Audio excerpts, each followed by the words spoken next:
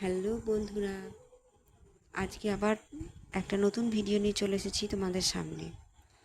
এর আগের ভিডিওগুলোতে তোমরা দেখেছিলে যে আমি ফেব্রিকের কাজ করেছি, পাঞ্জাবি, ব্লাউজ এইসবের উপর।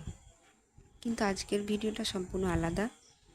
আজকের ভিডিওটা হলো রেডিমেড ড্রেস তৈরি করা, অর্থাৎ সেলাই মেশিনের কাজ। আজকে আমি তৈরি করব একটা শার্ট, মানে বাজারে যে শার্টগুলো কিনতে পাওয়া যায়, যাকে আমরা রেডিমেড ড্রেস বলি, সেই শার্টটা প্রথমে আমি বাঁ দিকে প্লেটটা তৈরি করে নিয়েছি।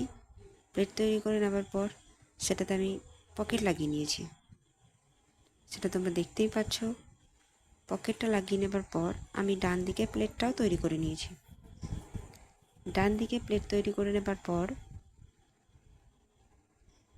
শার্টের যে পিছন পার্টটা থাকে, সেই পিছন পার্টটার সাথে সামনের পার্টটা জয়েন করতে হবে।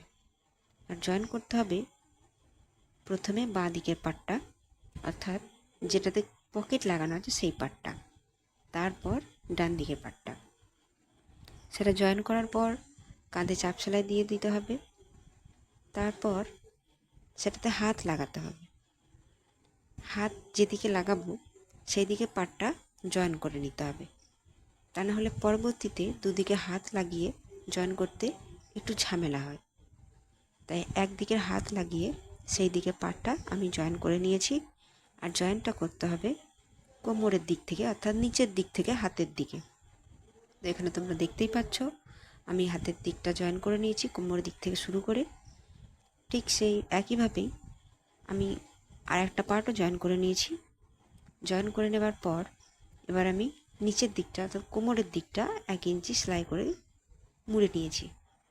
মুড়ে নেবার পর এবার কলার লাগানোর পালা।